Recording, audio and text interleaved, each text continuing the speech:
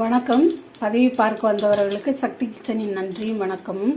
இன்றைக்கி என்ன செய்ய போகிறேன்னு பார்த்தீங்கன்னா, வெறும் தக்காளி குழம்பு, வேறு ஒன்றும் இல்லை. தக்காளி குழம்பு வந்து ஒரு 2 தக்காளி தேவைப்பட்டுச்சு. முந்தா நாள் போல் என் பையன்கிட்ட சொல்லி விட்டதுக்கு 1/2 கிலோ தக்காளி வாங்கிட்டு வந்துருச்சு. வேறு வழி இல்லை, இன்றைக்கி அதை சாப்பிட்டாங்கன்னு சொல்லிவிட்டு, ஏன்னா வச்சுருக்க ஃப்ரிட்ஜு இல்லை, அதனால் ஒன்றா தூக்கி தூக்கி கீழே போட வேண்டியதாக இருக்குது. சரி, இப்போ அந்த தக்காளி குழம்பு எப்படி செய்கிறேன்னு பார்த்துக்கலாமா? ஏன்னா சட்டியில் எண்ணெய் ஊற்றி காஞ்சிருச்சு. அதில் நான் இந்த கறி குழம்புக்கு போடுவோம் இல்லையா, நான்வெஜ்ஜுக்கு போடுவோம் இல்லையா, அந்த பொருள்கள் 2 போட்டு தாளிச்சிருக்கிறேன். அப்புறம் அதோடு சேர்ந்து இந்த வெங்காயம், நறுக்கின வெங்காயத்தையும் போட்டுருவோம். இப்போ இந்த வெங்காயம் வதங்கிறதுக்குள்ளே நான் அந்த தக்காளியை மிக்சியில் அரைச்சிட்டு வர போகிறேன். ஏன்னு கேட்டிங்கன்னா, அதை அப்புறம் சொல்கிறேன். இப்போ தக்காளியை அரைச்சிட்டு வந்துட்டேன். ஏன்னு பார்த்தீங்கன்னா, தக்காளி வதங்கிறதுக்கு ரொம்ப நேரம் ஆகும். ஆனாலுமே அது நேரம் ஆகி ரொம்ப நேரம் வதக்கினாலுமே அவ்வளோ தூரம் அது ஒன்றும் கூழெல்லாம் ஆகாது. அப்படியே தூக்கி தூக்கி போடுற மாதிரி தான் இருக்கும். அதனால என்ன பண்ணிவிட்டேன், அரைச்சேன். கொஞ்சம் வதக்கிட்டு அரைக்கலாம், அதுக்கு பதிலாக அரைச்சிட்டும் அதை வதக்கலாம். உடனே அதில் தண்ணி ஊற்றாமல் கொஞ்சம் நேரம் வதக்கிட்டு அப்புறம் தண்ணி சேர்க்கலாம். ஒன்றும் தப்பு இல்லை. ஏன்னா மதியம் இப்போவே மணி 1:30 ஆச்சு. அதனால தான் இந்த மாதிரி ஷார்ட்கட்டில் போய்கிட்டுருக்கேன். நான் லோக்கல் ஆஸ்பத்திரிக்கு போயிருந்தேன், அதில் நேரம் ஆயிடுச்சு. தக்காளி சாப்பிடக்கூடாதுன்னு சொல்லிட்டு சரி, இந்த வெங்காயம் வதங்கட்டும். அதுக்கப்புறம் பார்த்திங்கன்னா, இதில் நம்ம குழம்பு தூள் மட்டும் கொஞ்சமாக போட போகிறோம். ரொம்ப புளி குழம்புக்கு போடுறாப்புல போடாமல் கொஞ்சமாக போட்டுட்டு, இந்த தேங்காய், அரைமுடி தேங்காய் கிட்ட துருவி வச்சுருக்கேன். தேங்காய், ஒரு 5-6 முந்திரி பருப்பு, கொஞ்சம் சோம்பு, கசகசா இருந்தால் போட்டுக்கிறலாம், கசகசா இல்லை, அதனால் நான் வெறும் சோம்பு மட்டும் எடுத்து வச்சுருக்கிறேன். இது எல்லாத்தையும் மிக்சியில் அரைச்சிட்டு அதையும் சேர்த்து லாஸ்ட்டில் குழம்பு இறக்கும்போது ஊற்றலாம். இந்த வெங்காயமே வதங்க எவ்வளோ நேரம் ஆகுது பார்த்தீங்களா? மணி ஆயிடுச்சு, 2 ஆக போகுது மணி. வெங்காயம் செவந்துருச்சு. இப்போ இந்த தக்காளியை ஊற்றிடுறேன். அதில்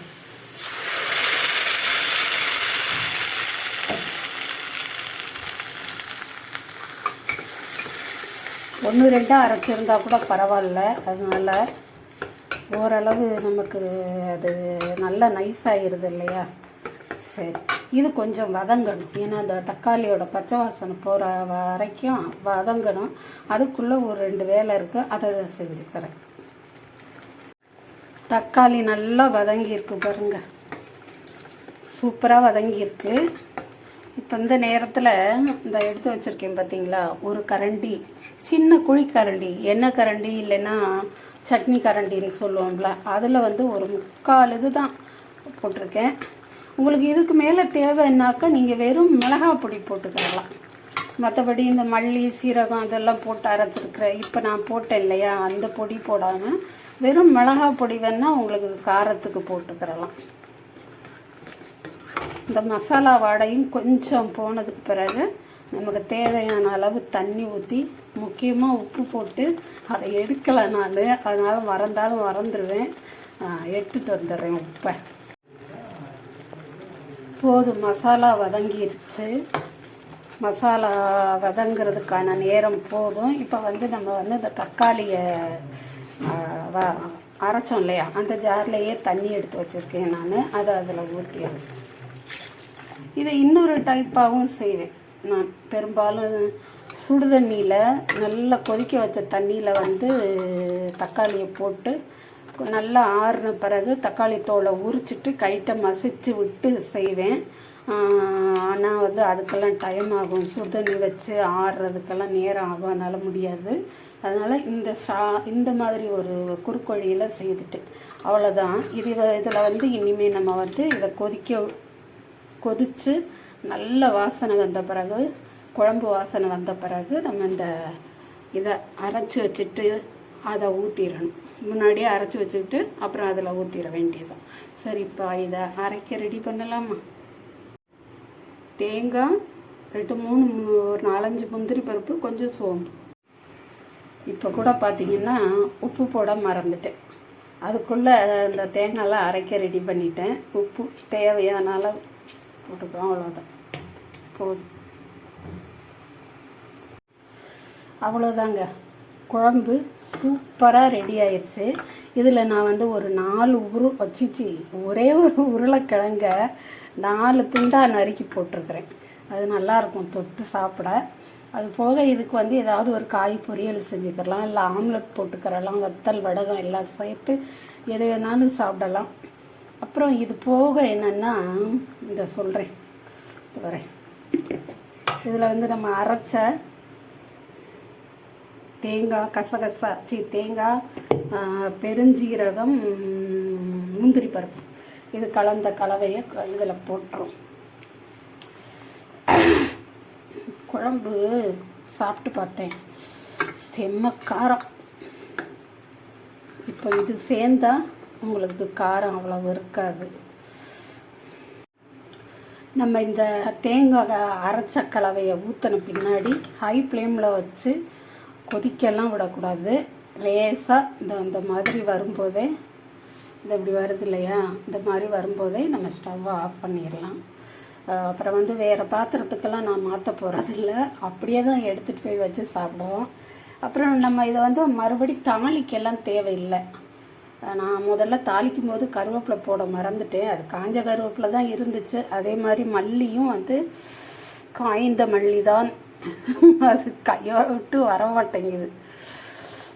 அலசி போட்டுட்டேன், கவரோடு இருந்தது, அப்படியே அலசி போட்டேன். அவ்வளோதான், வேலை முடிஞ்சிச்சு. இப்போ தக்காளி குழம்பு ரெடி. கொஞ்சம் முந்திரி சேர்த்தா தக்காளி, தேங்காய் முந்திரி சேர்த்தா தக்காளி குழம்பு ரெடி ஆயிடுச்சு.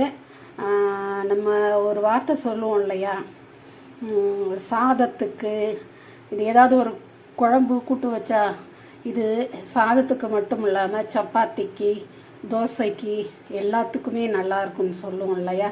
அதே மாதிரி இன்னொன்றையும் சேர்த்துக்கரலாம். என்னன்னு பார்த்தீங்கன்னா களி, கேப்பக்களி. இந்த கேப்பக்களி நல்லா சூடாக இருக்குது, கொஞ்சம் ஆறணும். பொதுவாக கேழ்வரகுல செய்கிறது சுட சுட சாப்பிடக்கூடாது, கூழோட சுட சுட குடிக்கக்கூடாதுன்னு சொல்லுவாங்க எங்கள் அம்மா. அவ்வளோதான் எனக்கு தெரியும்.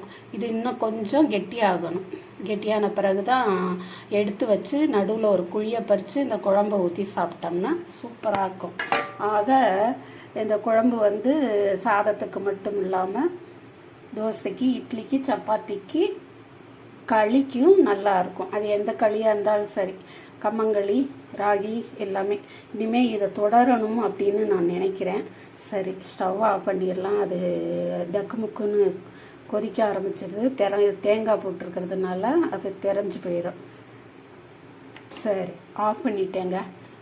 இந்த சமையல் உங்களுக்கு பிடிச்சிருந்துச்சுன்னா நம்ம சேனலுக்கு புதுசாக வர்றவங்க ஒரு சப்ஸ்கிரைப் பண்ணிவிட்டு ஒரு லைக்கும் பண்ணிவிட்டு, எளிமையான சாப்பாடு தான். உங்களுக்கு நெல் சோறு இருக்குது, அரிசி சாப்பாடு இருக்குது, அது பிடிக்கும்னா அது, களி பிடிக்கும்னா களி.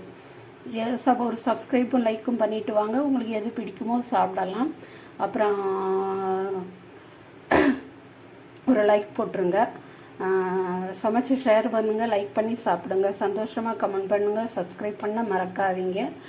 அடுத்தொரு வீடியோவிலையும் உங்களை பார்க்க ஆவலாக இருக்கும் சக்தி கிச்சன். நன்றியும் வணக்கமும்.